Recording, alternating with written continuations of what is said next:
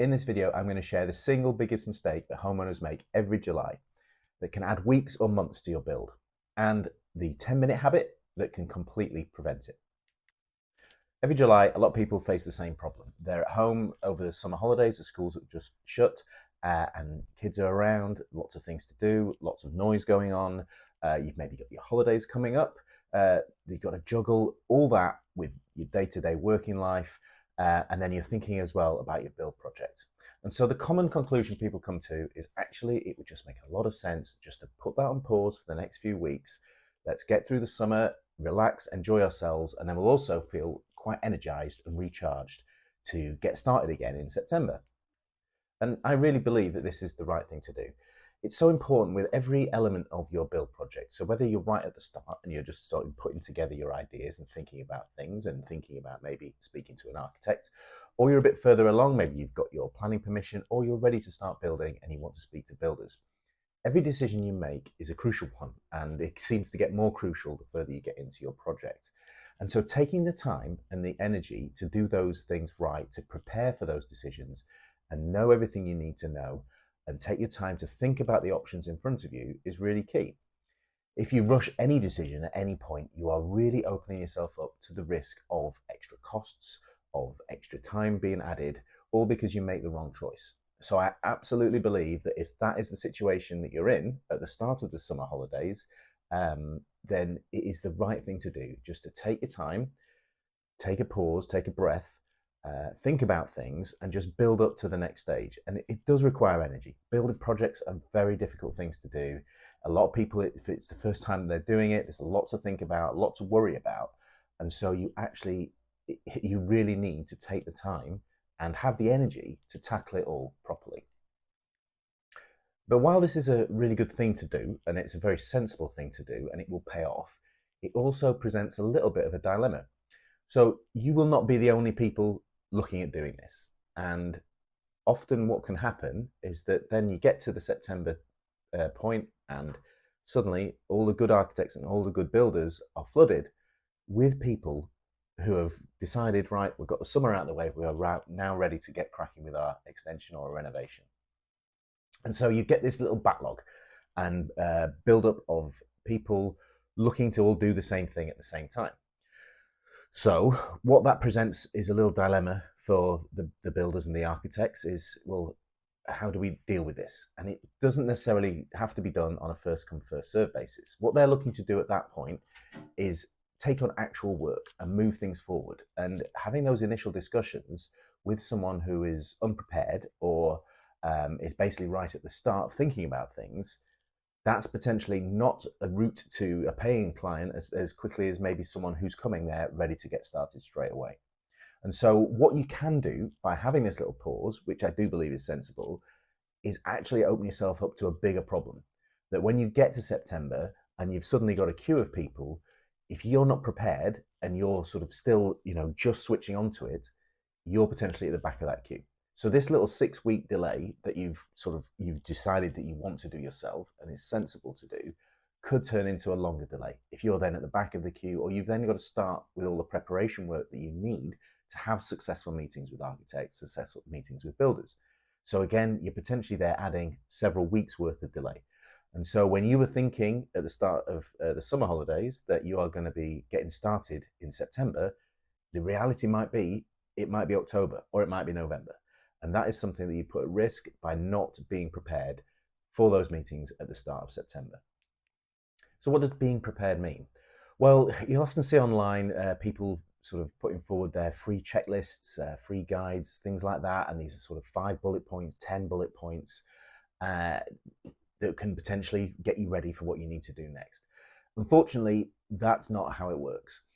The build process is quite complex. The decisions you're required to make are quite involved, and there's a lot of detail to think about, and they cost a lot of money. So this is a really crucial thing that you're doing. So to sort of do it with like a little checklist or using AI to be like, what should I think? What should I say to an architect? It's just going to come up with very basic information. The AI will take sort of an average of what things should be. It's not tailored to you and your circumstances. It's not getting you in the sort of mindset that you need to be in, because it's all about thinking about every part of the process. So what does it mean to go through the detail and to understand everything you need to know? Basically, what you're looking to do is make sure you're prepared for whatever it is. So whatever stage that is of the process, there is always work you can do to prepare yourself properly for that. So whether it's going to meet with architects, it's not just about a list of 5 questions you can ask them or what you might need to know. It's about understanding your project, and there's a method to doing that. There's a method to thinking about what is important and what should you be doing and what do you need to get out of your finished project. And it's the same when it comes to meeting builders. So it's not just about, here are my plans, let's go. There is a lot more to a project than what is on your plans. You've got to basically be able to communicate that information to the builders effectively and efficiently so they can do their job. Same with the architects. You need to present information to everyone that you're working with so that they can do their jobs effectively and efficiently. And then that results in them giving the information you need to make the right decision. It is really useful to get little tips from people. So such as myself, you may see like a reel on Instagram or anyone else offering little bits of free advice. Always useful just to give you an idea and a little flavor for what help could be out there and what you can learn and what more you can understand. But ultimately, this is a detailed process and you need to be able to know everything about what you need to know and what you should expect to come up, because that way you're fully prepared. It is not impossible to learn this, but it's basically a structure and a process that most people don't have any experience of, and why should you? But it's important to actually then go and educate yourself and learn about the things that can help you with that process. And once you've done that, you're really in a great position to be able to move forward with more confidence. And let's face it, for the majority of people doing builds, confidence is a real problem. Trust is a real problem. Are you going to get ripped off? Are you going to find the wrong builder? Have they included everything? Is your number that you're looking at what you're going to end up spending, or are you going to go over like everyone says you will, like 10%, 20%? Because in reality, those percentages, it doesn't sound massive, but that's potentially thousands of pounds of unplanned spending. And so what you need to do is make sure you learn how to navigate the process. And once you've done that, you're in a great position. In a minute, I'm going to show you exactly what I mean by what you can do to learn about the process and all the things that you can do to help. But first, let's talk about why budgets can easily go over. And it's often to do with the quotes. So you can take a quote and look at that number. Why is it that that isn't what you end up spending? And a simple answer to a difficult question is that it's probably missing the detail. So whether that's provisional sums that aren't fully defined, such as a blanket sum for the electrics, or whether it's things that are missing or have been deliberately excluded. And it's hard to know when you're looking at this and reading these quotes for the first time, what you should be looking for. What are the things you need to know? How can you find these issues that will crop up later if you don't deal with them now? I'm going to quickly walk you through what you get in your build budget blueprint. This is the extension edition. There is also one for renovations. So there are 4 modules, a little introduction video from me that take you through each stage. So module 1 is all about the early stages. So it starts off with a light bulb moment. So that is essentially when you get your first idea on what you want to do, and then it teaches you what you're supposed to do with that idea, how to develop it, and how to get prepared for the next stages. Budgeting part 1 is all about putting together an initial budget. Where do you get that information from and how do you interpret it?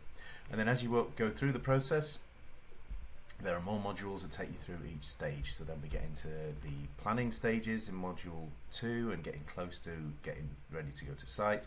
Module 3 is all about essentially choosing your builders, what you need to do at each stage of that and how to get ready to get started. And then module 4 is all about the build itself. So it literally takes you through every single aspect of the build. There's loads of detail there and it's all available on day 1. It's designed there to be used and read whenever you need. So you don't have to read it all as one giant book. You can just go in and dip into the bits that are relevant to you and at the stage you're at. And when it comes to your budget, big mistake people can make with budgets is just thinking that's about construction costs. So if you know that it's X per square meter, that's roughly what you're going to be. Your budget is so much more than that, and you need to learn how to put together every aspect of your budget, and I'll show you that as well.